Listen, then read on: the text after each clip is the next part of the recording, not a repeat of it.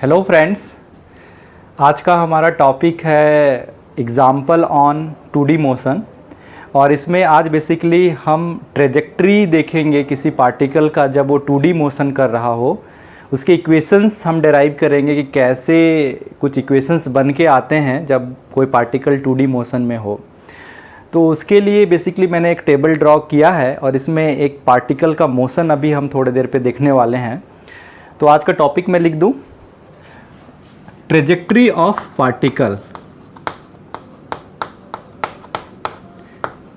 Trajectory of particle, इसका मतलब होता है पाथ कैसा है पार्टिकल का। ये बेसिकली आज का टॉपिक है। तो मान लीजिए कि यहाँ पे एक पार्टिकल है t = 0 समय पे। मतलब हम ये समझने की कोशिश कर रहे हैं कि यहाँ पे पार्टिकल अब मोशन स्टार्ट करने वाला है। मतलब जो हमने टाइम का जो इनिशियल रेफरेंस लिया वो t = 0 लिया है। मान लीजिए पार्टिकल की वेलोसिटी इस समय पे इस डायरेक्शन पे u है और इस पे जो एक्सेलरेशन शो किया गया है, एक्सेलरेशन इस डायरेक्शन पे एक एंगल बनाते हुए इससे थीटा एंगल पे u से है। ये u का जो डायरेक्शन है, इनिशियल वेलोसिटी का डायरेक्शन इस डायरेक्शन पे है। जब हम ये डायरेक्शन वो डायरेक्शन की बात कर रहे हैं तो डेफिनेटली हमें एक रेफरेंस फ्रेम सेट कर देना चाहिए सो दैट कि हमारी अंडरस्टैंडिंग अच्छी हो जाए। तो मान लीजिए कि इस डायरेक्शन को मैं y नाम दे रहा हूँ और ये वाले डायरेक्शन को पार्टिकल का x नाम दे रहा हूँ और ये जो ऊपर की ओर आपको वर्टिकली नज़र आ रही है इसको मैं z एक्सिस नाम दे रहा हूँ। तो इस पार्टिकल को हम इस तरीके से भी ड्रॉ कर सकते हैं। मैं बेसिकली यहाँ पे ड्रॉ करने का लॉजिक ये था कि ये जो पार्टिकल है वो हॉरिजॉन्टल प्लेन पे, ये जो प्लेन है बेसिकली ये किसका प्लेन है, टेबल है। और ये टेबल क्या है, हॉरिजॉन्टल प्लेन। ये वर्टिकल प्लेन पे ये पार्टिकल का मोशन नहीं हो रहा है, उसको शो करने के लिए मैंने ये टेबल ड्रॉ किया है और इस टेबल का कोई यूज़ नहीं है। तो इसको हम ऐसा भी रीड्रॉ कर सकते हैं कि मान लीजिए इधर की ओर आपका y एक्सिस है, इधर की ओर x एक्सिस है। पार्टिकल t = 0 पे यहाँ पे है जिसकी इनिशियल वेलोसिटी इस डायरेक्शन पे u है और यहाँ से इसका जो एक्सेलरेशन है इस तरीके से u से एक एंगल बना के इधर की ओर ऑलवेज एक्ट कर रहा है। ये जो एक्सेलरेशन है ये एक्सेलरेशन कांस्टेंट है, ये क्वेश्चन में हमें दिया गया है। ये जो एक्सेलरेशन है वो कांस्टेंट है। अगर मैं वेक्टर एक्सेलरेशन को कांस्टेंट लिख रहा हूँ इसका मतलब ये है कि इसका मैग्नीट्यूड एंड डायरेक्शन दोनों ही समय के साथ चेंज नहीं हो रहे हैं, पार्टिकल के पोजीशंस के साथ चेंज नहीं हो रहे हैं। आपको ये याद रखना है। अब मैंने क्या बताया था, ये जो मोशन है ये एक प्लेन पे हो रही है। आप यहाँ पे ड्रॉ देख रहे होंगे कि ये जो मोशन है प्लेन पे हो रही है। मेरा पहला मुझे अंडरस्टैंडिंग है कि जब मोशन प्लेन पे हो रहा हो, पहला चीज। दूसरा, u एंड a के बीच कोई एंगल बन रहा हो। तो इस तरीके से मोशन को हम लोग 2D मोशन में एनालिसिस कर सकते हैं। और 2D मोशन में भी जो 3 बेसिक इक्वेशंस हमने देखे थे, जब a कांस्टेंट हो तो उसका भी यूज कर सकते हैं क्योंकि यहाँ पे a कांस्टेंट है। इसका मतलब समय के साथ इसके मैग्नीट्यूड एंड डायरेक्शन में किसी प्रकार की चेंजेस नहीं हो रही हैं। आपको ये चीज़ ध्यान रखना है। तो मेरे पास जो बेसिक इक्वेशंस होते हैं उसके लिए अभी जो मैंने प्लेन देखा वो है XY प्लेन। तो बेसिकली इसके भी मुझे 2 कंपोनेंट खोजने होंगे जो XY प्लेन में वर्क करे। तो अगर आप इसका AX कंपोनेंट देखेंगे A का, तो इसका इस तरफ कंपोनेंट होगा A cos थीटा और AY जो होगा वो होगा A sin थीटा। उसी तरीके से इनिशियल वेलोसिटी का अगर आप x डायरेक्शन में कंपोनेंट देखेंगे ux = u और उसका y डायरेक्शन में कंपोनेंट देखेंगे, चूंकि ये जो वेलोसिटी है प्योरली x डायरेक्शन में है इसलिए y डायरेक्शन में किसी प्रकार की कंपोनेंट नहीं होगी, तो uy = 0। आप साथ ही साथ एक चीज और देख सकते हैं कि जो x0 है, x0 क्या होता है, पार्टिकल जहां से चलना चालू किया with respect to reference frame के ओरिजिन से t = 0 पे, उसको हम x0 कहते हैं। तो आप देख रहे हैं कि पार्टिकल ओरिजिन से ही चालू किया है चलना, इसलिए x0 = 0, y0 = 0। ये मुझे मिल गया। और अगर मुझे ट्रेजेक्ट्री पूछा जा रहा है कि ट्रेजेक्ट्री ऑफ पार्टिकल क्या होगा, ट्रेजेक्ट्री का कहने का मतलब यह है कि इसका with respect to origin O, इसको मैं ओरिजिन ओ ले लेता हूं, with respect to origin O समय के साथ किस प्रकार से उसके एक्स कोऑर्डिनेट में वाई कोऑर्डिनेट में चेंजेस हो रही है, तो डेफिनेटली एक पाथ बनेगा। तो चलिए उस पाथ को हम एनालिसिस करते हैं। तो सबसे पहले हम इस तरीके से देख सकते हैं कि जो डिस्प्लेसमेंट वाला जो इक्वेशन होता है हमारा, जो एक्सेलरेशन, डिस्प्लेसमेंट एंड वेलोसिटी को कनेक्ट करता है, इनिशियल वेलोसिटी को, वो वाला इक्वेशन होता है x minus x naught is equal to u x t plus half a x t square. आप ध्यान दीजिए एक्स नॉट की वैल्यू यहाँ पे 0 है, इसलिए ये x is equal to u x की वैल्यू u है और ये t हो गई, ए एक्स की वैल्यू हो गया half a cos theta t square. ये हमारे पास एक इक्वेशन निकल के आई। सिमिलरली अगर मैं y के लिए लिखूं तो y minus y naught is equal to u y t plus half a y t square. आप देख रहे होंगे कि यू वाई जो है वो 0 है, वाई नॉट भी 0 है, तो y is equal to half a sine theta t square. तो इस तरीके से हमारे पास दो इक्वेशन निकल के आई है समय के साथ। ये समय के साथ इसका जो y कोऑर्डिनेट है वो ये रिफ्लेक्ट होगा और समय के साथ इसका जो x कोऑर्डिनेट है ये रिफ्लेक्ट होगा। तो इन दोनों की मदद से अगर मैं एक जनरल पोजीशन वेक्टर लिखना चाहूँ उस पार्टिकल का समय t is equal to t के लिए, ये समय जो है t is equal to t के लिए ये पोजीशन वेक्टर लिखना चाह रहा हूँ, तो ये होगा x आई कैप y j कैप। तो इस तरीके से ये वेक्टर समय के साथ रहेंगे। थोड़ा सा इसमें स्पेशल केस के बारे में सोचते हैं। आप स्पेशल केस ले लीजिए। स्पेशल केस में यह है केस नंबर 1, मान लीजिए ये एक्सेलरेशन u के डायरेक्शन में ही हो। तो हमें पता है कि जब एक्सेलरेशन एंड u दोनों सेम लाइन पे होते हैं तो कौन सा मोशन होता है, स्ट्रेट लाइन। उसका जो पाथ होता है वो स्ट्रेट लाइन होता है। अगर पाथ स्ट्रेट लाइन होता है तो इसको हम वन डायमेंशन मोशन से भी स्टडी कर सकते हैं। तो आप देखिए कि मान लीजिए मैंने क्या माना कि a और u दोनों सेम लाइन पे हैं। सेम लाइन तब होंगे जब ये थीटा इज इक्वल टू 0 हो जाए। तो मान लीजिए थीटा इज इक्वल टू 0 ले लेते हैं। अगर आपने थीटा इज इक्वल टू 0 किया तो y इज इक्वल टू, ये साइन थीटा कंपोनेंट है और साइन 0 कितना होता है, 0। तो y0 ऑलवेज समय के साथ, y जो है ऑलवेज समय के साथ 0 रहेगा। तो इससे हमें क्या समझ में आया कि अगर हम ये ले लेते हैं तो y is equal to 0 at t is equal to t, मतलब कोई भी समय पे y इज इक्वल टू 0 होगा, मतलब y डायरेक्शन में पार्टिकल का किसी प्रकार का मूवमेंट नहीं होगा। What about x, x is equal to ut plus half a t square, जो कि एक वन डायमेंशन मोशन वाले इक्वेशन को रिप्रेजेंट करता है। इसका मतलब क्या है कि जो पार्टिकल है, अगर मैं ये y एक्सिस खींचूं, ये x एक्सिस खींचूं, तो पार्टिकल ओरिजिन से निकल के हमेशा x एक्सिस में इस तरीके से चल रहा है समय के साथ।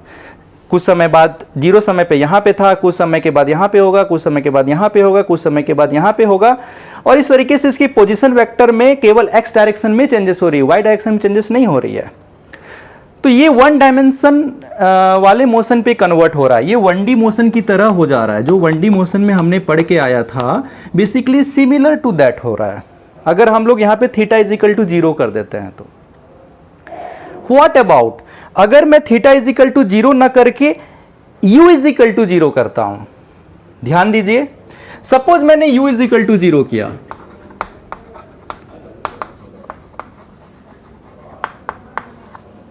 मैंने अगर u इज इक्वल टू 0 किया, कहने का मतलब मेरा ux इज इक्वल टू 0 हो गया। अगर मेरा ux इज इक्वल टू 0 हो गया तो यहां पे क्या निकल के आता है, देखिए फॉर्मूला में x is equal to half a cos theta t square, y is equal to half a sine theta t square. अब इसमें एक चीज मुझे समझ में आ रही है, एक चीज मुझे ये क्लियर हो रहा है कि जो पार्टिकल है उसके x में भी चेंजेस हो रहा है, x कोऑर्डिनेट में भी चेंजेस हो रहा है समय के साथ, और y कोऑर्डिनेट भी चेंजेस हो रहा है समय के साथ, क्योंकि दोनों नॉन जीरो वैल्यू हैं, मतलब समय के साथ दोनों कोऑर्डिनेट में चेंज आ रहा है। लेकिन व्हाट अबाउट ट्रेजेक्ट्री, पार्टिकल की ट्रेजेक्ट्री क्या होगी? यहां पे तो समझ में आया, इस केस में स्ट्रेट लाइन होगी, स्ट्रेट लाइन होगी। लेकिन यहां पे पार्टिकल की ट्रेजेक्ट्री क्या है? देखिए पार्टिकल की ट्रेजेक्ट्री क्या निकल के आती है। अगर सपोज मैंने इसको y अपॉन एक्स किया, y अपॉन एक्स किया तो क्या मिलेगा? Sine theta upon cos theta, बाकी टर्म तो कट जाएंगे, तो क्या बचेगा? Tan theta. y is equal to tan theta x, ये किसको रिप्रेजेंट करता है? ये इक्वेशन ऑफ लाइन को रिप्रेजेंट करता है, इक्वेशन ऑफ लाइन को रिप्रेजेंट करता है। अगर मैं इसको standard equation y is equal to m x plus c से कंपेरिजन करूं, तो m जिसको हम ढाल बोलते हैं, m is equal to tan theta slope को रिप्रेजेंट करेगा, and c is equal to zero है, मतलब लाइन ओरिजिन से पास होगी। तो इसके लिए अगर मैं ग्राफ खींचूं, ये मान लीजिए y इधर x एक्सिस है, तो पार्टिकल इस तरीके से मूवमेंट करेगा, मतलब जिस डायरेक्शन में एक्सेलरेशन था उसी डायरेक्शन में vx भी रहेगा। समय के साथ जो वेलोसिटी में चेंजेस हो रही है वो भी रहेगी उसी डायरेक्शन में, एक्सेलरेशन भी उसी डायरेक्शन में रहेगा, और पार्टिकल ऐसा मूवमेंट देगा। मतलब कैसा मूवमेंट रहेगा? Straight line. यहां पे पार्टिकल कैसा मुझे नजर आया? Straight line. लेकिन इस समय जो पार्टिकल का ये वाला मोशन है, भले ही स्ट्रेट लाइन में हो रहा है, लेकिन ये 2D मोशन है। 2D मोशन क्यों है? क्योंकि उसके दोनों विमाओं में चेंज हो रही है, x में भी और y में भी। तो आप देख रहे होंगे कि पार्टिकल यहां पे स्ट्रेट लाइन है तो 1D मोशन हो रहा है, लेकिन यहां पे पार्टिकल स्ट्रेट लाइन है तब भी 2D मोशन हो रहा है। तो ऐसा कोई नहीं होता कि ये 2D है या 3D है, आप कैसे एनालिसिस कर रहे हैं उसके अकॉर्डिंगली है। ये मैंने दो स्पेशल केस लिए, थर्ड स्पेशल केस हमारे लिए इंपॉर्टेंट है, हम उसकी अंडरस्टैंडिंग लेंगे अभी। फ्रेंड्स, अभी हम एक तीसरे केस के बारे में डिस्कशन करेंगे। मान लीजिए कि जो थीटा है वो थीटा 90 डिग्री में है। यहां पे जो थीटा देख रहे हैं, ये अगर थीटा 90 डिग्री में है, कहने का मतलब u एंड a का जो इनिशियल डायरेक्शन है वो theta is equal to 90 degree पे है। अगर यहां पे थीटा इज इक्वल टू मैंने 90 डिग्री लिखा, मतलब t इज इक्वल टू 0 पे जो मुझे क्वेश्चन में दिया गया है, t इज इक्वल टू 0 पे ये है कि जो u x पे है एंड a जो है वो y पे है। अगर ऐसा है तो आप यहां पे देख पा रहे होंगे कि जो ax है, ax की वैल्यू कितनी हो जाएगी? 0, क्योंकि cos 90 0 होता है, और ay की वैल्यू कितनी हो जाएगी? कैपिटल स्मॉल a, तो वो ऑलवेज a रहेगा। इस इक्वेशन से भी हमें क्या मिलने वाला है? x is equal to ut, क्योंकि cos थीटा 0 होती है। इस इक्वेशन से हमें क्या मिलने वाला है? u is equal to half a t square. इस इक्वेशन में t को हटा दीजिए, जो समय है उसको अगर हम लोग हटा देते हैं तो क्या मिलेगा? y is equal to half a, t के जगह पे लिख सकते हैं x अपॉन u, तो ये हो जाएगा x अपॉन u का होल स्क्वायर। इसको थोड़ा सा सॉल्व करिए। जब आप इसको सॉल्व करेंगे तो ये आ जाएगा y is equal to half a 1 upon u square into x square. इस पूरे को एक कांस्टेंट मान सकते हैं आप, तो मैंने उस पूरे को एक कांस्टेंट माना k, और ये किसका इक्वेशन को रिप्रेजेंट करता है? ये इक्वेशन ऑफ पैराबोला को रिप्रेजेंट करता है। इसका मतलब यह है कि अगर ये इक्वेशन ऑफ पैराबोला को रिप्रेजेंट करता है, तो मान लीजिए कि मैं इस तरीके से x एक्सिस खींचूं इधर की और y एक्सिस खींचूं, तो पार्टिकल स्टार्टिंग में यहां पे था, कहां पे था? t इज इक्वल टू 0 पे, यहां पे था। उसके बाद पार्टिकल का जो मोशन है कुछ इस तरीके से हो रहा है कि वो इक्वेशन ऑफ पैराबोला में जा रहा है, इस तरीके से। मतलब ये पार्टिकल का पाथ है, क्योंकि ये क्या बताता है? ये पार्टिकल के कोऑर्डिनेट हैं x और y। अगर मैं हर टाइम पे पार्टिकल के x y को करूं, मान लीजिए कि किसी समय पे पार्टिकल का इस तरीके से एक्स वाई कोऑर्डिनेट को रिप्रेजेंट करते हैं हम लोग। तो हर समय के लिए ये है, ये किसी समय के लिए है, ये यहाँ पे अगर कुछ करेंगे तो ये किसी समय के लिए रहेगा, उसके बाद यहाँ पे तो ये किसी समय के लिए एक्स वाई के लिए यहाँ पे रहेगा। मतलब हर समय इसी पैराबोला पे पार्टिकल के एक्स और वाई रहने वाले हैं। इसका मतलब what, this is the trajectory of particle, या हम इसको लिख सकते हैं पाथ ऑफ पार्टिकल। ये जो है पार्टिकल का पाथ है या ट्रेजेक्ट्री है, ट्रेजेक्ट्री ऑफ पार्टिकल। फ्रेंड्स, अभी हमने देखा कि जो पार्टिकल का जो पाथ है वो कौन सा पाथ है, पैराबोलिक पाथ है। तो हमने क्या देखा कि trajectory of particle is parabolic path. तो ये मान लीजिए मैं इसको एक्स एक्सिस कहता हूँ, ये वाई एक्सिस कहता हूँ। तो t इज इक्वल टू 0 पे पार्टिकल यहाँ पे था, t इज इक्वल टू 0 पे पार्टिकल यहाँ पे था, और यहाँ पे जो वेलोसिटी थी, initial velocity in x direction ux is equal to u थी, एंड यहाँ पे जो इनिशियल एसलेरेशन था, या एसलेरेशन तो चेंज नहीं हो रहा है, कांस्टेंट है, तो ay पे ऑलवेज एक्ट कर रहा है, ये हमने देखा। अगर इस टाइप से मोशन हो रही हो तो इसका जो पाथ होगा, ये जो पाथ है, ये पाथ हम ऐसा कह सकते हैं कि ये पैराबोलिक शेप का होगा, लाइक ऐसा। और यहाँ पे हमने इक्वेशन लिखा, मान लीजिए कि ये किसी समय x और ये y को बताता है, ये x को बताता है, ये y को बताता है। तो ये वाली जो पॉइंट है t is equal to t पे एक्स वाई कोऑर्डिनेट से रिप्रेजेंट होगा। और इस कोऑर्डिनेट का इक्वेशन भी हमने देखा कि x is equal to u t, y is equal to half a t square, हमने ये देखा है। हम इससे वेलोसिटी के टर्म भी निकाल सकते हैं। अगर मैं इसको इस तरीके से रिप्रेजेंट करूं dx बाई dt, तो ये वैल्यू आएगी u, जिसको हम लिख सकते हैं vx। मतलब मुझे ये समझ में आया कि जो वेलोसिटी है उसमें समय के साथ किसी प्रकार की चेंज नहीं हो रहा है, कोई समय के साथ चेंजेस नहीं है। ठीक उसी तरीके से अगर dy बाई dt है तो यहाँ पे ये at निकल के आएगा जो कि vy है।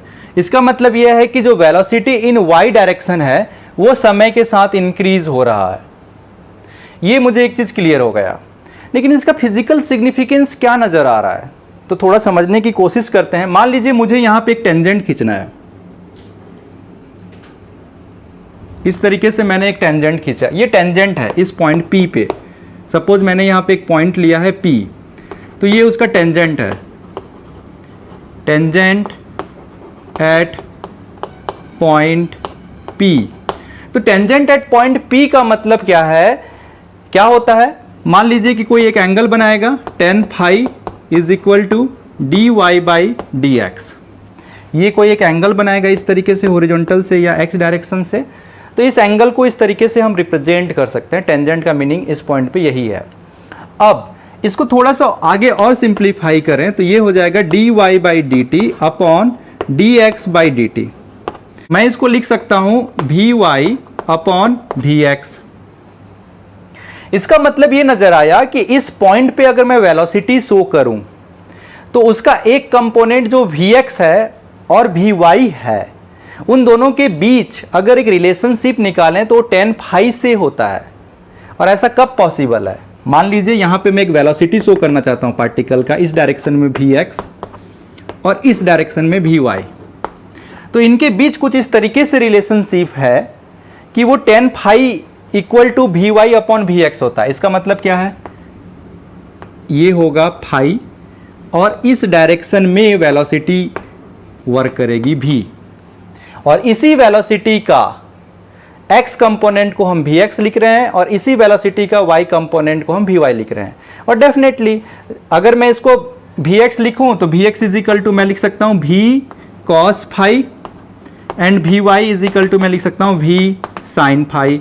अगर मैं vy अपॉन vx करता हूं तो मुझे tan फाई मिलेगा, जो कि ये रिप्रेजेंट कर रहा है। इसका मतलब ये समझ में आया कि किसी समय t इक्वल टू टी पे जो पार्टिकल की जो वेलोसिटी है वो उसके पाथ के टेंजेंट, जिस पॉइंट पे हम देखने वाले हैं उसमें हमको एक टेंजेंट खींचना पड़ेगा और टेंजेंट के डायरेक्शन में हमें वेलोसिटी को शो करना पड़ेगा।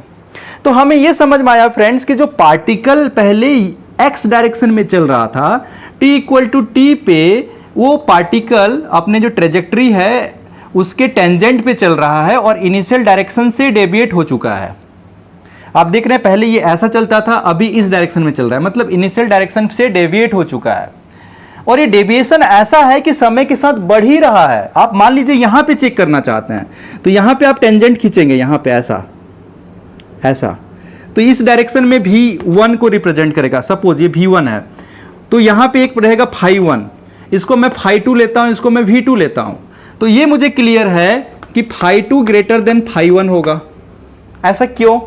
ऐसा इसलिए क्योंकि Vy की जो वैल्यू है, Vy की वैल्यू है 80 एंड Vx तो कांस्टेंट है। इसका मतलब मुझे ये समझ में आया कि tan phi is equal to 80 upon you.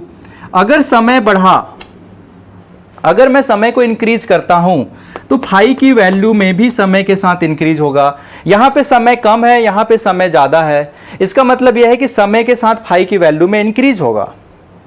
एक समय ऐसा आएगा जब मैं t को इनफाइनाइट लेता हूं, अगर मैं t को इनफाइनाइट लेता हूं, बहुत लॉन्ग पीरियड, इतना समय अगर मैं लेता हूं तो फाई की वैल्यू कितनी होगी, π/2 90 डिग्री। क्यों? क्योंकि अगर ये इनफाइनाइट है तो tan phi is equal to infinite, मतलब phi is equal to 90 degree, क्योंकि tan 90 इक्वल टू इनफाइनाइट होता है। इसका मतलब अगर मैं एक लंबे समय के लिए इस पार्टिकल को मोशन करने दूं और इसी कांस्टेंट एक्सेलरेशन वाले फिगर में, तो ये धीरे धीरे धीरे धीरे ये जो पहले एक्स डायरेक्शन में पार्टिकल चल रहा था वो धीरे धीरे धीरे धीरे धीरे धीरे धीरे डेविएट होते होते होते होते होते होते ऐसा वाई डायरेक्शन की ओर पैरेलल हो जाएगा। एग्जैक्टली पैरेलल कभी नहीं होगा, क्योंकि ऑलवेज एक वेलोसिटी का जो x डायरेक्शन में कंपोनेंट है वो ऑलवेज u है। हो सकता है कि बहुत लंबे समय के बाद u एक नेग्लिजिबल रहे एज कंपेयर टू vy के, मतलब वेलोसिटी इन y कंपोनेंट बहुत ज्यादा हो जाए और x कंपोनेंट बहुत नेग्लिजिबल हो जाए, तो हम ऐसा मान सकते हैं कि अभी पार्टिकल केवल y डायरेक्शन पे मूवमेंट कर रहा है, लेकिन प्योरली y डायरेक्शन पे पॉसिबल नहीं है। इसीलिए इसको इनफाइनाइट बोला गया। इनफाइनाइट का कोई फिजिकल सिग्निफिकेंस वैसा नहीं है, एक लंबे समय को ये शो कर रहा है और कुछ नहीं है। तो ये एक लंबे समय के बाद जो एक्स डायरेक्शन में चल रहा था धीरे धीरे वाई डायरेक्शन की ओर अग्रसर हो जाएगा। लेकिन ऐसा हो क्यों रहा है, इस तरीके से ये पाथ क्यों फॉलो कर रहा है, अभी मेरे को इस मिस्ट्री को सॉल्व करना है, इसका फिजिकल सिग्निफिकेंस समझना है कि ऐसा क्यों हुआ। तो इसका फिजिकल सिग्निफिकेंस हम समझ सकते हैं। यहां पे जो पार्टिकल है इस पर्टिकुलर पॉइंट पे उसकी वेलोसिटी का डायरेक्शन तो मैं बता दिया कि टेंजेंट के डायरेक्शन में है। अगर मैं यहाँ पे टेंजेंट और रेडियल एक डायरेक्शन खींचूं, मतलब यहाँ पे जो कर्व है उसका एक रेडियल डायरेक्शन हो सकता है, एक टेंजेंट डायरेक्शन हो सकता है। कोई भी कर्व को हम दो डायरेक्शंस में डिवाइड कर सकते हैं, वहाँ पे टेंजेंट एंड रेडियल डायरेक्शन। तो ये टेंजेंट डायरेक्शन मैंने शो कर दिया, एक रेडियल डायरेक्शन भी होगा ऐसा। ये एक एक्स वाई जैसा ही एक कोऑर्डिनेट सिस्टम है, आप मान लीजिए ये इसके रेडियल डायरेक्शन को शो कर रहा है या नॉर्मल डायरेक्शन, जैसा भी आप समझने की कोशिश करें, सेम मीनिंग है, रेडियल डायरेक्शन। तो यहां पे हमें यह समझना है कि पार्टिकल का acceleration t equal to t पे कैसा लग रहा है। फ्रेंड्स, पार्टिकल का acceleration t equal to t समय पे कैसे लगेगा, जैसे कि पहले लग रहा था। क्यों? क्योंकि एक्सेलरेशन तो कांस्टेंट है, हमने क्वेश्चन में ही दिया है कि एक्सेलरेशन कांस्टेंट है। इसका मतलब पार्टिकल का जो एक्सेलरेशन है अभी भी इस डायरेक्शन पे ay इक्वल टू a ही है, उसका x कंपोनेंट नहीं है, वो केवल प्योरली y डायरेक्शन पे लग रहा है, ax इज इक्वल टू 0 है।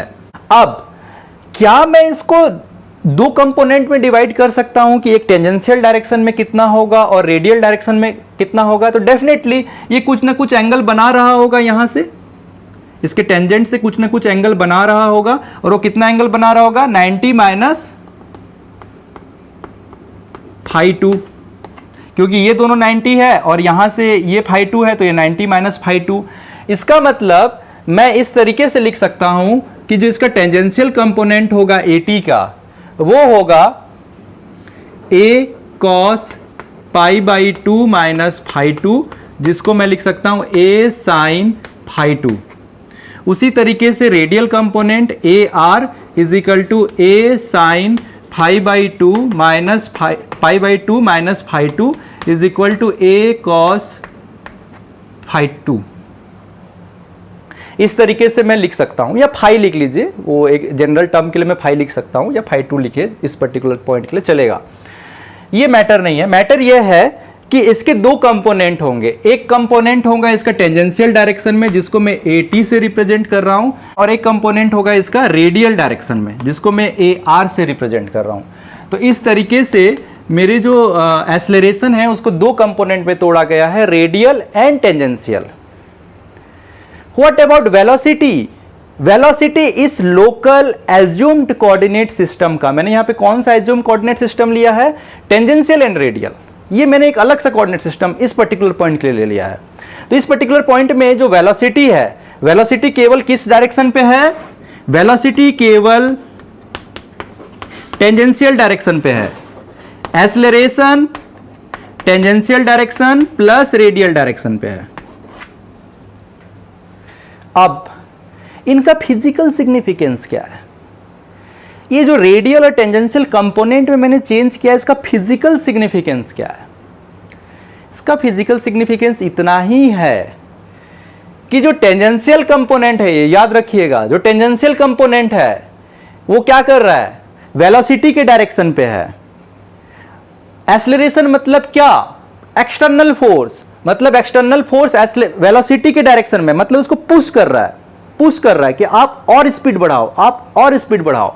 तो इस तरीके से आप ये बोल सकते हो कि ये जो टेंजेंशियल कंपोनेंट है एक्सेलरेशन का, वो वेलोसिटी के इंक्रीज का काम करेगा, ये वेलोसिटी को इंक्रीज करेगा। और हम वन डायमेंशनल मोशन में देखे भी हैं। मान लीजिए आप थोड़ी देर के लिए ये वाला पार्ट भूल जाइए, AR पार्ट भूल जाइए।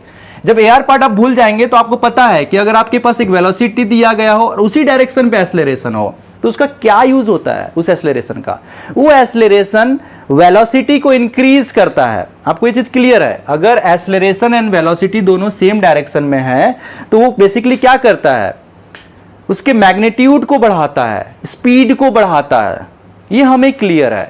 तो इसका जो काम है, इस एक्सेलरेशन का काम वेलोसिटी को इंक्रीज करने का है, केवल और केवल वेलोसिटी को इंक्रीज करने का है। अब इस एक्सेलरेशन का काम क्या है समझिए। इस एक्सेलरेशन का जो काम है, वो क्या कर रहा है? पार्टिकल आपका इस डायरेक्शन पे मूव करना चाहता है। अगर ये नहीं रहता तो पार्टिकल ऐसा मूव कर जाता। हमने स्पेशल केस में देखा था, हमने स्पेशल केस नंबर 2 पे ये देखा था कि अगर ये वाला कंपोनेंट नहीं रहे, कहने का मतलब अगर केवल इसी डायरेक्शन पे एक्सेलरेशन लगे तो पार्टिकल इधर की ओर ही मूव करेगा एक स्ट्रेट लाइन से। लेकिन अगर ये वाला कंपोनेंट है AR, तो इसको क्या करता है? एक फोर्स देगा इधर से। क्यों? क्योंकि मैंने बताया है कि एक्सेलरेशन मतलब क्या? External force. तो ये वाला कंपोनेंट तो इधर की ओर वेलोसिटी को बढ़ा रहा है, ये वाला कंपोनेंट क्या करेगा? इसको पुश करेगा, और पुश करेगा तो पार्टिकल जो इधर की ओर चलना चाहती है वो बाय डिफॉल्ट इधर की ओर टर्न करेगी। किस डायरेक्शन में टर्न करेगी? इस डायरेक्शन में। क्यों? क्योंकि पार्टिकल ऐसा चलना चाह रही थी, तो हो सकता है ऐसा चले वो, मतलब बहुत ही कम समय के लिए, क्योंकि ये dt समय के लिए बात की जाएगी, तो स्मूथ कर्व की बात की जाएगी। तो हर पॉइंट पे पार्टिकल ऐसा मुड़ना चाहेगी। हर पॉइंट पे, इस पॉइंट से पार्टिकल ऐसा मुड़ जाएगी। क्यों मुड़ेगी? क्योंकि इस फोर्स के अलाइन होना चाहती है। फिर थोड़ी देर बाद यहां पे टेंजेंशियल डायरेक्शन चेंज हो जाएगा। आप देख रहे होंगे कि यहां पे टेंजेंशियल डायरेक्शन इधर की ओर है और इसका रेडियल डायरेक्शन ऐसा है, तो पार्टिकल इधर की ओर मुड़ी। इस पॉइंट पे अगर आप निकालेंगे, तो यहां पे टेंजेंशियल डायरेक्शन कुछ और हो सकती है। यहां पे टेंजेंशियल डायरेक्शन इस टाइप से है, इसका रेडियल डायरेक्शन ऐसा है। आप देख रहे होंगे कि इन दोनों में फर्क है। आप क्या देख रहे हैं? इन दोनों में फर्क है। तो इस तरीके से इनके डायरेक्शंस जो हैं वो धीरे धीरे चेंज हो रहे हैं। ऐसा क्यों चेंज हो रहा है? ये रेडियल कंपोनेंट चेंज करा रहा है। एक्सेलरेशन का रेडियल कंपोनेंट पार्टिकल के पाथ को चेंज करा रहा है। पार्टिकल का पाथ चेंज नहीं होगा अगर रेडियल कंपोनेंट नहीं होगा। पार्टिकल का पाथ इसलिए चेंज हो रहा है क्योंकि यहां पे रेडियल कंपोनेंट है। क्यों? क्योंकि पार्टिकल इस डायरेक्शन में जाना चाहती है। पार्टिकल तो अपने इस डायरेक्शन पे अपना स्पीड बढ़ा के जाना चाहती है, डेफिनेटली जाएगी भी। अगर ये रेडियल कंपोनेंट नहीं होगा तो पार्टिकल ऐसा निकल जाएगा समय के साथ। लेकिन प्रॉब्लम कहां पे हो रही है? इस डायरेक्शन पे। ऐसा, ये मान लीजिए पार्टिकल है, ऐसा जाना चाह रही है, इस डायरेक्शन पे एक फोर्स लग रहा है और इस कारण से पार्टिकल ऐसा शिफ्ट हो रहा है ऊपर की ओर। और ये एवरी dt के लिए हो रहा है, एवरी dt इंटरवल के लिए हो रहा है, मतलब एवरी शॉर्ट इंटरवल के लिए हो रहा है। तो ये क्या होगा, धीरे धीरे धीरे धीरे एक स्मूथ कर्व बनेगा और इस डायरेक्शन में शिफ्टिंग होगी। आप जो शिफ्टिंग देख रहे हैं किस डायरेक्शन में शिफ्टिंग होगी, इस डायरेक्शन में। आप देख रहे होंगे धीरे धीरे धीरे धीरे ये पाथ ऐसा शिफ्ट होता जा रहा है, ऐसा इधर की ओर शिफ्ट हो रहा है, इधर की ओर y की तरफ शिफ्ट हो रहा है। क्यों शिफ्ट हो रहा है, क्योंकि ये रेडियल कंपोनेंट उसको y की तरफ शिफ्ट कराना चाहता है। तो ये इसका फिजिकल सिग्निफिकेंस है कि पाथ ऐसा ही क्यों बना, पैराबोलिक शेप में ही क्यों बना, उसके पीछे काम है ये रेडियल कंपोनेंट का। और रही बात ये वेलोसिटी का, आप देख रहे हैं समय के साथ वेलोसिटी बढ़ता जाएगा। क्यों बढ़ता जाएगा, क्योंकि v square is equal to होता है vy square plus vx square is equal to a square t square plus u square, और ये अंडर रूट में आएगा। समय के साथ v में बढ़ोतरी होगी, तो डेफिनेट सी बात है समय के साथ v में बढ़ोतरी हो रही है, और वही काम तो आपका टेंजेंशियल कंपोनेंट का है। हर बार टेंजेंशियल कंपोनेंट की अलग वैल्यूज होंगी नो डाउट, लेकिन हर बार उसका एक ही काम है, वेलोसिटी को बढ़ाना। और एक्सेलरेशन का काम क्या है, एक्सेलरेशन का काम को डायरेक्शन को चेंज करना। तो ये इसका फिजिकल सिग्निफिकेंस है। मैथमेटिक्स तो हम बना लेंगे कि कितना tan फाई रहेगा, वेलोसिटी क्या रहेगा, पोजीशन वेक्टर क्या रहेगा, बट इस क्वेश्चन को लेने का, ये question basically H.C. Verma concept of physics से है, लेकिन मैं इसके पीछे की रहस्य बताना चाहता था कि ये जो पार्टिकल है उसका मोशन ऐसा ही क्यों हो रहा है, पैराबोलिक पाथ का मतलब क्या है, पैराबोलिक क्यों पैराबोलिक पाथ है। पैराबोलिक पाथ इसलिए है क्योंकि एवरी पॉइंट पे मैं क्या करना चाहता हूं, इसके एक्सेलरेशन के दो कंपोनेंट होंगे। एक कंपोनेंट जो उसके स्पीड में बढ़ोतरी करेगी, पार्टिकल की स्पीड में बढ़ोतरी करेगी, एंड दूसरा कंपोनेंट उसको पुश करेगा कर्व में मूव करने के लिए, अपने तरफ मूवमेंट देना चाहेगा। जिस तरफ एक्सेलरेशन है रेडियल कंपोनेंट उधर की ओर मूव कराना चाहेगा, इसलिए पार्टिकल धीरे धीरे धीरे धीरे धीरे धीरे धीरे धीरे अपने पोजीशन से ऐसा टर्न करता हुआ पैराबोलिक पाथ को फॉलो करेगा।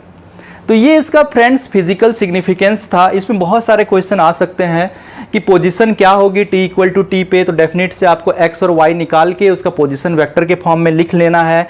आपको ये भी पूछा जा सकता है कि किसी पर्टिकुलर टाइम आपको दे दिया जाए, वहाँ पे वेलोसिटी के जो कंपोनेंट्स उसमें क्या एंगल बन रहे हैं, बेसिकली वो आपको टेंजेंट पूछना चाहता है। आपको vx vy भी पूछा जा सकता है कि क्या इनकी वैल्यूज हैं। तो इस तरीके से बहुत सारे क्वेश्चन पूछे जा सकते हैं, लेकिन इन सब के पीछे जो फिजिकल सिग्निफिकेंस है वो आपको समझना पड़ेगा कि इसका मीनिंग क्या है, क्यों पाथ ऐसा हुआ, क्यों पैराबोलिक पाथ हुआ। तो इसका मीनिंग समझने के लिए आपको उसको एक्सेलरेशन को दो कंपोनेंट में डिवाइड करना पड़ेगा, टेंजेंशियल एंड रेडियल। और ध्यान रहे कि ये जो एक्सेलरेशन का डायरेक्शन है और मैग्नीट्यूड है वो कांस्टेंट है। आप देख रहे होंगे पूरे मोशन पे मैंने ऊपर की तरफ ही दिखाया वाई डायरेक्शन में, कभी भी मैं उसको कोई और डायरेक्शन में नहीं दिखा रहा हूं।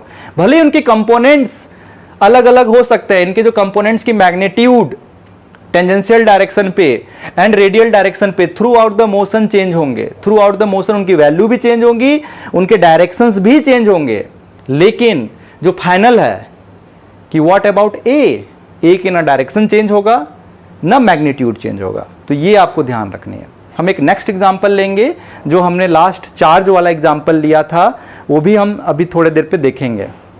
फ्रेंड्स अभी हम एक दूसरा एग्जांपल ले रहे हैं जिसमें एक टेबल है, टेबल पे एक वेज रखा गया है, वेज रखा गया है जहाँ पे ये हॉरिजॉन्टल सरफेस से इसका जो इंक्लाइंड सरफेस है, ये इसको हम इंक्लाइंड सरफेस कह रहे हैं, ये थीटा एंगल बना रहा है। और ये क्या है, टेबल। ये टेबल इसलिए लिया गया है ताकि आपकी अंडरस्टैंडिंग बने रहे कि मैं इसको हॉरिजॉन्टल सरफेस कंसीडर करना चाहता हूँ। मैं इसको क्या कंसीडर करना चाह रहा हूँ, हॉरिजॉन्टल सरफेस। और हमें पता है कि हॉरिजॉन्टल सरफेस के परपेंडिकुलर, जिसको हम वर्टिकल सरफेस बोलते हैं, वर्टिकल सरफेस पे एक्सेलरेशन ड्यू टू ग्रेविटी काम करती है। तो बेसिकली उसी के अंडरस्टैंडिंग के लिए टेबल बनाया गया है। टेबल पे एक वेज रखा गया है, वेज इस तरीके से रखा गया है कि ये थीटा एंगल बना रहा है। मान लीजिए यहाँ पे एक पार्टिकल है t इज इक्वल टू 0 समय पे यहाँ पे, और ये पार्टिकल इस डायरेक्शन पे u वेलोसिटी से ट्रेवल कर रही है। मुझे बस इतना ही दिया गया है, t इज इक्वल टू 0 समय पे पार्टिकल का पोजीशन ये है, और मुझे ये बोला गया कि इसकी ट्रेजेक्ट्री का इक्वेशन फाइंड आउट करिए, उसका पार्टिकल का ट्रेजेक्ट्री किस तरीके से होगा। और इसमें मुझे एक इंफॉर्मेशन और दी है कि ये जो आप देख रहे हैं वेज, जिसको मैं वेज बोल रहा हूँ, इंक्लाइन सरफेस बोल रहा हूँ, वो स्मूथ है। स्मूथ है मतलब किसी प्रकार का फ्रिक्शन फोर्स काम नहीं कर रहा है। ओके, तो अभी मुझे एक चीज़ समझ में आ गया कि ये मुझे काइनेमेटिक्स से सॉल्व करना है, पहला चीज़। दूसरा, यहाँ पे मुझे स्मूथ सरफेस दिया गया है, ये हॉरिजॉन्टल से थीटा एंगल बनाता है। इन सब का सिग्निफिकेंस क्या है?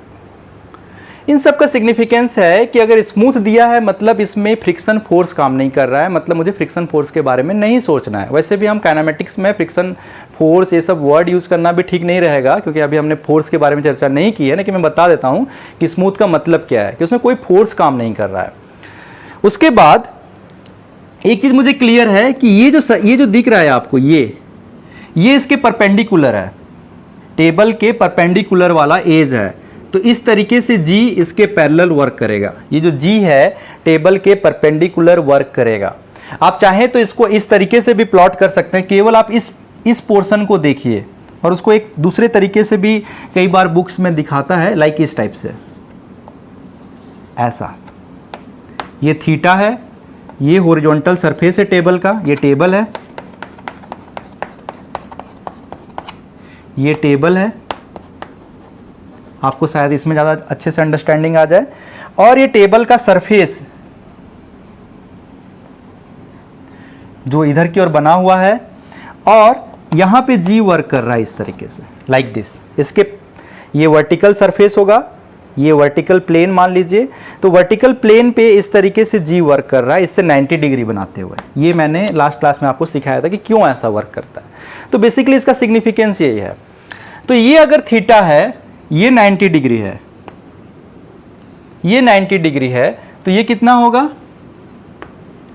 90 माइनस थीटा। G का कंपोनेंट इस प्लेन के जो अलोंग होगा ये वाली होगी, और इस प्लेन से 90 डिग्री बनाते हुए जो कंपोनेंट होगा वो ये वाली होगी। वैसे हमें 90 डिग्री से ज़्यादा लेना देना नहीं है, हमें इस प्लेन के अलोंग वाले से लेना है। तो वो कितना होगा? G साइन थीटा, क्योंकि G cos 90 minus theta G sine theta होगा। इसका मतलब इस डायरेक्शन पे G साइन थीटा लग रहा है, और ये जो G साइन थीटा है ऑलवेज इस प्लेन पे ऐसा ही लगेगा, ऑलवेज। मैं ये क्यों दिखाया G साइन थीटा? भले ही मैंने आपको यहां पे दिखाया, लेकिन एवरीवेयर इस प्लेन पे, एवरीवेयर मैं कहीं पे भी ले लूं, G साइन थीटा कैसे लगेगा? ऐसा। मतलब इस पार्टिकल पे, ये पार्टिकल कहां मूव कर रहा है? ये पार्टिकल एक प्लेन पे मूव कर रहा है। पहला, इसका जो मोशन है एक प्लेन पे हो रहा है। कैसा प्लेन? ये वाली प्लेन, जो इंक्लाइंड सरफेस वाली प्लेन है, 2D प्लेन। ये प्लेन भी कैसा? 2D है। इस पे मोशन कर रहा है, इस पे मोशन कर रहा है, और उस पे जो एक्सेलरेशन है वो ऑलवेज इस डायरेक्शन में काम कर रही है, ऑलवेज इस डायरेक्शन में। ये पार्टिकल कहीं और भी होगा तब भी इसी डायरेक्शन में G साइन थीटा काम कर रही होगी। अगर मैं इस सरफेस को कुछ कोऑर्डिनेट सिस्टम से रिप्रेजेंट कर दूं, मान लीजिए कि यहां इस डायरेक्शन को मैंने y नाम दिया, क्योंकि मैं बताया था अगर आपको एक प्लेन पता हो और उस प्लेन पे आप किसी तरीके से कोऑर्डिनेट सिस्टम को इस तरीके से सेट कर दें कि आप उसको 2D मोशन की तरह एनालिसिस कर सकते हैं, तो आप प्लेन इन मोशन को 2D में एनालिसिस करने जा रहे हैं। तो ठीक उसी तरीके से मैंने यहां पे एक प्लेन डिफाइन कर दिया। इस प्लेन पे मैं एक्स वाई कोऑर्डिनेट को इस तरीके से सेट कर दूं कि इसका जो मोशन है मुझे 2D नजर आए, तो डेफिनेटली मैं इसको इस डायरेक्शन में x और इस डायरेक्शन में y करने वाला हूं। और इन दोनों के बीच 90 डिग्री है, ये ध्यान रखें। ये भले ही दिखने में 3D में अलग लग रहा है, बट एक्चुअल फील्ड पे 90 डिग्री है। क्यों? क्योंकि आप इसका अगर थोड़ा सा प्रोजेक्शन फॉर्म में देखें, ये वाला पार्टिकल यहां नजर आएगा, यहां ये वाला पार्टिकल यहां नजर आएगा, और इसकी जो वेलोसिटी आप यहां से नहीं देख पाएंगे क्योंकि वो ये आउटवर्ड है ये, क्योंकि प्लेन को शो किया गया है, तो यहाँ पे प्लेन नहीं है, आउटवर्ड है, तो इसमें नहीं दिखेगा। आप इसको ऐसा मान सकते हैं कि ये आउटवर्ड है और G जो है इधर की ओर वर्क कर रहा है, ऐसा G साइन थीटा, और ये जो वेलोसिटी का डायरेक्शन है इधर की ओर, ब्लैक बोर्ड से परपेंडिकुलर निकला हुआ है, मतलब दोनों के बीच 90 डिग्री है, और जिसको मैं एक्स वाई प्लेन से रिप्रेजेंट कर रहा हूँ। इसी चीज को, इस प्लेन को आप दूसरे तरीके से भी रिप्रेजेंट कर सकते हैं, इस तरीके से। ये मान लीजिए आपका y हो गया, ये मान लीजिए आपका x एक्सिस हो गया, ये सेम चीज़, ये जो सेम चीज़ आप देख रहे हैं, यही चीज़ ये y और x 2D में मैं दिखाने की कोशिश कर रहा हूँ, अंडरस्टैंडिंग आपकी ज़्यादा क्लियर हो। और इस प्लेन के पैरेलल, मतलब ये जो पूरा प्लेन है, इस प्लेन के y डायरेक्शन में g साइन थीटा है, मतलब इस डायरेक्शन में पार्टिकल g साइन थीटा, उस पर ऑलवेज एक एक्सेलरेशन लग रहा है जिसको मैं ay नाम दे रहा हूँ। ओके, और इनिशियल में इसकी जो वेलोसिटी है ux इस डायरेक्शन पे है, ux is equal to u, ये कहाँ पे दिया गया है मुझे, t इज इक्वल टू 0 पे। मुझे इतनी इंफॉर्मेशन पता है, बस उसके बाद सिंपल इक्वेशन, तो 2 मिनट का काम है। आपको ये पता है ट्रेजेक्ट्री लिखना है, तो x minus x naught is equal to u x t plus half a x t square. A x का कोई कंपोनेंट नहीं है, ए एक्स का कोई कंपोनेंट है क्या यहाँ पे, नहीं है, केवल ए वाई डायरेक्शन में जी साइन थीटा लग रहा है। A x is equal to 0 है, u y is equal to 0 है, तो बस ये तो 0 है ही, क्योंकि ओरिजिन से स्टार्ट हुआ है मोशन, तो बचा क्या, ये भी 0 हो गया। तो मेरा बचा x is equal to u t, equation number 1। What about y के लिए सेम चीज लिखे, y is equal to y naught plus u y t plus half a y t square. आपको ये पता है कि यू वाई नहीं दिया है, मतलब ये टर्म 0, वाई नॉट भी नहीं दिया, ये टर्म 0, ए वाई दिया है, जी साइन थीटा है, जी साइन थीटा को पुट कर दीजिए, तो y is equal to half g sine theta, जहां जी साइन थीटा भी कांस्टेंट है, ये हो गया टी स्क्वायर। अब ये हो गया हमारा इक्वेशन नंबर 2। आप यहां से क्या फाइंड आउट कर सकते हैं, इन दोनों से आप t को हटा सकते हैं, तो t को हटाइए, t को हटाने के बाद आपके पास मिलेगा y is equal to half g sine theta upon u square x square. इसको आप एक कांस्टेंट एज्यूम कर सकते हैं। ये अगेन किसको रिप्रेजेंट कर रहा है, इक्वेशन ऑफ पैराबोला को, इक्वेशन ऑफ पैराबोला। और ये इक्वेशन ऑफ पैराबोला ऐसा है कि जब x इज इक्वल टू 0 है तो y इज इक्वल टू 0 है। इसका मतलब ओरिजिन से ये इसका वर्टेक्स है और इस तरीके से ये पैराबोला होने वाला है। ये पाथ रहेगा, ये क्या रहेगा, पार्टिकल का पाथ, पाथ ऑफ पार्टिकल। इसका मतलब अगर इस इंक्लाइंड सरफेस पे एक पार्टिकल को भी वेलोसिटी इस डायरेक्शन पे दे दिया जाए तो धीरे धीरे नीचे की ओर आ जाएगी, और आनी भी चाहिए क्योंकि ढलान है, ढलान है तो बाय डिफॉल्ट सरकेगी, इतना तो हमें भी क्लियर है। और क्यों सरक रही है, आप क्वेश्चन आता है क्यों सरक रही है, क्योंकि जी साइन थीटा काम कर रहा है, और वो भी कैसा काम कर रहा है, एक कांस्टेंट डायरेक्शन में काम कर रहा है, उसका डायरेक्शन कभी चेंज नहीं होने वाला इस प्लेन में। तो कभी जब चेंज नहीं होगा तो पार्टिकल का पाथ कैसा रहेगा, पार्टिकल का पाथ रहेगा ऐसा, और ये कौन सा पाथ है, ये रहेगा पैराबोलिक पाथ। आप देख रहे होंगे कि यहां पे भी जो वेलोसिटी का डायरेक्शन था वो धीरे धीरे चेंज हुआ। ऐसा चेंज क्यों हुआ, अगेन वही फिलॉसफी रेडियल कंपोनेंट के कारण। टेंजेंशियल कंपोनेंट ने उसका वेलोसिटी बढ़ाया और रेडियल कंपोनेंट ने डायरेक्शन चेंज किया। आप देख रहे होंगे कि अगर मैं यहां से वेलोसिटी निकालूं, यहां से अगर मैं वेलोसिटी निकालूं तो dx बाई dt, जिसको मैं बोलता हूं vx, वो u जो कि कांस्टेंट है, मतलब ऑलवेज u रहेगा x कंपोनेंट। लेकिन व्हाट अबाउट y कंपोनेंट, यहां से अगर मैं y कंपोनेंट ड्रॉ करूं तो dy by dt is equal to half 2g sine theta 2t, 2 से 2 कैंसल, तो ये बचेगा g साइन थीटा t। हमेशा उसका जो vy है उसकी वैल्यू में बढ़ोतरी होगी, और चूंकि vy में बढ़ोतरी हो रही है इसलिए v में बढ़ोतरी होगी। तो यहां पे किसी समय पे मैं यहां पे वेलोसिटी दिखाना चाहूं तो मैं इस तरीके से दिखाऊंगा, ये टेंजेंट डायरेक्शन में वेलोसिटी, ये उसका हो जाएगा vy कंपोनेंट और ये हो जाएगा vx कंपोनेंट, जो कि ऑलवेज u रहेगा। कोई भी पॉइंट पे आप यहां पे भी देखेंगे तो यहां पे u रहेगा और यहां पे कुछ वैल्यू रहेगी vy की, जो कि इस इक्वेशन से रिप्रेजेंट हो रही होगी जी साइन थीटा। लेकिन इस डायरेक्शन ऑलवेज u, यहां पे भी देखेंगे तो u रहेगी और यहां पे एक अलग जी साइन थीटा t वाला वैल्यू रहेगा vy का, समय के साथ जो कि चेंज हो रहा होगा या इंक्रीज हो रहा होगा। ये इसका फिजिकल सिग्निफिकेंस है। रही बात एक्सेलरेशन का, तो ऑलवेज इस डायरेक्शन में एक्सेलरेशन वर्क कर रहा होगा। ये जो एक्सेलरेशन है ऑलवेज इस डायरेक्शन में जी साइन थीटा वर्क कर रहा होगा। यहाँ पे भी अगर एक्सेलरेशन देखें तो इस डायरेक्शन में जी साइन थीटा वर्क कर रहा होगा, यहाँ पे भी देखें तो इधर भी जी साइन थीटा ऑलवेज वर्टिकली नीचे की ओर, इस फिगर में वर्टिकली नीचे की ओर वर्क कर रहा होगा। लेकिन यहाँ पे क्या है, जी साइन थीटा प्लेन के पैरेलल है, ऐसा वर्क कर रहा है। तो ये फ्रेंड्स समझने वाली बात है कि क्या मीनिंग होता है। और यहाँ पे अगर आप इस टाइप से 2D में देख रहे होंगे तो यहाँ पे जो वेलोसिटी दिया गया बाहर की ओर दिया गया है। तो ये एक एग्जाम्पल हमने देख लिया है। एक एग्जाम्पल और देखेंगे जो मैंने चार्ज वाला आपको बताया था, थोड़ी सी 2 मिनट उसकी भी डिस्कशन हम करेंगे। फ्रेंड्स मान लीजिए कि ये टेबल है, टेबल कहने का मतलब अगेन मेरा हॉरिजॉन्टल सरफेस से है, इस टेबल को शो करने का मतलब हॉरिजॉन्टल सरफेस।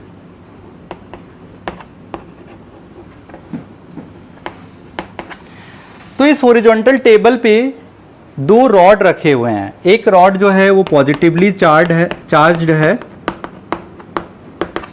और ये रॉड भी ऐसा है कि लॉन्ग है, ऐसा नहीं कि शॉर्ट रॉड है, ये लॉन्ग है। और यहाँ पे ये नेगेटिवली चार्ज्ड रॉड रखा गया है। तो इनके बीच जो इलेक्ट्रिक फील्ड होगा वो इस तरीके से होगा, प्लस से माइनस की ओर।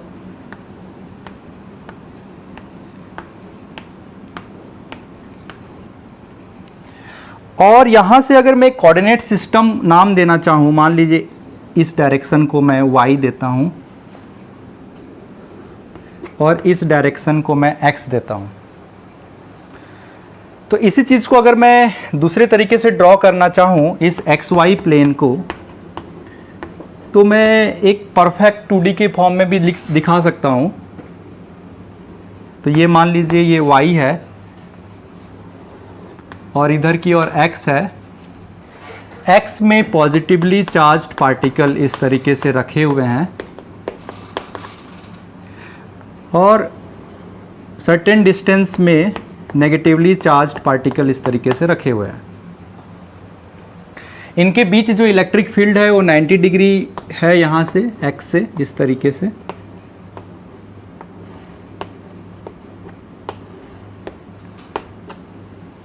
इस तरीके से एक यूनिफॉर्म इलेक्ट्रिक फील्ड है E मतलब इलेक्ट्रिक फील्ड। अब यहां से कोई चार्ज पार्टिकल को भी वेलोसिटी देके छोड़ दिया गया। ये यहां पे एक चार्ज पार्टिकल को इस डायरेक्शन पे u मान लीजिए, u वेलोसिटी देके छोड़ दिया गया, मतलब ux इज इक्वल टू 0 है at t is equal to 0 and uy is equal to 0, मतलब प्योरली x डायरेक्शन पे एक वेलोसिटी देके छोड़ दिया गया है।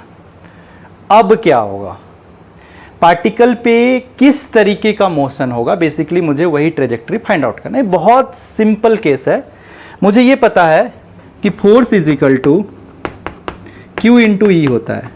अगर इसका चार्ज Q हो और इसका अगर मास m हो, इस पार्टिकल का जो यहाँ पे है, तो इस तरीके से इस पे फोर्स लगेगा जिसको मैं ma लिख सकता हूँ।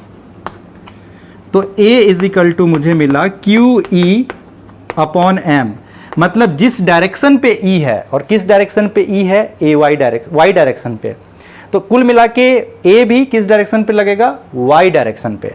तो मैं इसको इस तरीके से लिख सकता हूँ AY is equal to A और AX इज इक्वल टू 0 दिया गया है। मतलब जो प्योरली ये y डायरेक्शन पे लग रहा है, मतलब यहाँ पे अगर हम लोग एक्सेलरेशन देखें तो ये एक्सेलरेशन को शो करेगा यहाँ पे पार्टिकल का। अब क्या, क्वेश्चन बहुत सिंपल है, मुझे ux पता है, मुझे uy पता है, मुझे x0 की वैल्यू पता है, x0 इज इक्वल टू 0, मुझे y0 की वैल्यू पता है 0, मुझे ax पता है 0, ay पता है a, और ये हमेशा रहने वाला है, ax और ay कभी चेंज नहीं होने वाला है, हमेशा ऐसा ही रहने वाला है। तो ये कौन सा मोशन हुआ, ये एक ऐसा मोशन है जहां पार्टिकल एक प्लेन पे मूव कर रहा है, और वो कौन सा प्लेन है, xy प्लेन। तो मेरा पहला कंडीशन सेटिस्फाइड हो गया कि पार्टिकल एक प्लेन पे है। दूसरा, जो एक्सेलरेशन का डायरेक्शन एंड मैग्नीट्यूड है उसमें किसी प्रकार की चेंज नहीं हो रहा है, वो हमेशा कांस्टेंट है। एक्सेलरेशन एंड मैग्नीट्यूड हमेशा कांस्टेंट है। तो ऐसे मोशन के लिए मैं कौन सा, वही जो 3 इक्वेशंस हमने मोशन के देखे थे उसको अप्लाई कर सकते हैं। तो अगेन फिर से वही x minus x naught is equal to u x t plus half a x t square. U x की वैल्यू कितनी है u, एक्स नॉट की वैल्यू 0, एक्स नॉट की वैल्यू 0, ए एक्स की वैल्यू 0। तो कैसे लिख सकते हैं इक्वेशन को, x is equal to u t, equation 1। Again y minus y naught is equal to u y t plus half a y t square. U y की value 0, a y की value ये आप देख रहे होंगे q E upon m, ये value के form में लिख रहे हैं, ये वेक्टर के फॉर्म में लिखा गया, वैल्यू के फॉर्म में क्यू ई अपॉन एम, और वाई नॉट 0। तो इस तरीके से y is equal to half Q E upon M T square, equation number 2। जब आप इन दोनों को सॉल्व करेंगे x और y को और t को डिसॉल्व कर देंगे तो हमें ये मिलेगा y is equal to half Q E upon M U square x square. ये एक कांस्टेंट टर्म है। ये किसको बताता है, इक्वेशन ऑफ पैराबोला को बताता है। अगर ये इक्वेशन ऑफ पैराबोला को बताता है तो यहां पार्टिकल का मोशन कैसा होगा, पार्टिकल का मोशन ऐसा होगा। ये अगर किसी भी पॉइंट पे मैं x डायरेक्शन पे वेलोसिटी देखूं तो वो u होगा, लेकिन y डायरेक्शन पे वेलोसिटी देखूं तो vy कंपोनेंट, यहां से आप देख सकते हैं कि जो vy कंपोनेंट है vy इज इक्वल टू 2 से 2 कैंसिल आउट हो जाएगा डिफ्रेंशिएट करने के बाद, Q E upon M into T, मतलब समय के साथ y कंपोनेंट में बढ़ोतरी होगी। लेकिन what about x component, x component constant रहेगा। व्हाट अबाउट एक्सेलरेशन, इस पॉइंट पे एक्सेलरेशन कैसा लग रहा होगा, अगेन इस डायरेक्शन पे a लग रहा होगा। इस यहां पे कितना एक्सेलरेशन कैसा लग रहा होगा, इधर की ओर ही a लग रहा होगा। यहां पे एक्सेलरेशन कैसा लग रहा होगा, इधर की ओर ही a लग रहा होगा। ए के ना डायरेक्शन में चेंज हो रहा है ना मैग्नीट्यूड में चेंज हो रहा है। ये इस टाइप का मोशन है। अगर इस टाइप का मोशन है तो न्यूटन के ये जो हमने जो मोशन के समीकरण इस टाइप से देखे थे उनका यूज कर सकते हैं। तो फ्रेंड्स आपको ये याद रखना है, इस तरीके से जो मोशन के जो समीकरण हैं हम कैसे डायरेक्टली कांस्टेंट एक्सेलरेशन वाले केस को लेकर सॉल्व कर सकते हैं। और यहाँ पे पाथ कैसा बना, ये जो पाथ बना, ये पाथ कैसा बना, पैराबोलिक। तो इस तरीके से फ्रेंड्स आज हमने 3 इक्वेशंस देखे और तीनों इक्वेशन में हमने लगभग एक ही पाथ पे पहुंचा। वो पाथ ऐसा था कि पैराबोला। वो पैराबोला क्यों बना, क्योंकि एक्सेलरेशन कांस्टेंट था और इनिशियल वेलोसिटी के डायरेक्शन से परपेंडिकुलर डायरेक्शन पे एक्सेलरेशन लग रहा था। इस कारण से पाथ पैराबोला बनेगा। जब भी एक्सेलरेशन कांस्टेंट हो और इनिशियल कंडीशन इसको फुलफिल कर रहा हो तो पाथ पैराबोला ही बनेगा। इन तीनों क्वेश्चन में हमने एक ही चीज मिला कि अगर ये कंडीशन जहां भी सेटिस्फाइड होता है तो पाथ पैराबोला मिलेगा। नेक्स्ट क्लास में हम प्रोजेक्टाइल मोशन स्टार्ट करेंगे और प्रोजेक्टाइल मोशन बहुत इंटरेस्टिंग होता है क्योंकि ये हमारे डेली लाइफ को कनेक्ट करता है। हमने जेवलिन थ्रो की बात की थी, हमने शॉट पुट थ्रो की बात की थी, हमने डिस्कस थ्रो की बात की थी, हमने क्रिकेट बॉल की बात की थी। ये सभी में प्रोजेक्टाइल मोशन होता है। तो प्रोजेक्टाइल मोशन बहुत ही इंटरेस्टिंग रहने वाला है, इसलिए आप कॉन्सेप्ट कॉर्नर पे बने रहें और इसका एंजॉय करिए फिजिक्स का। Thank you.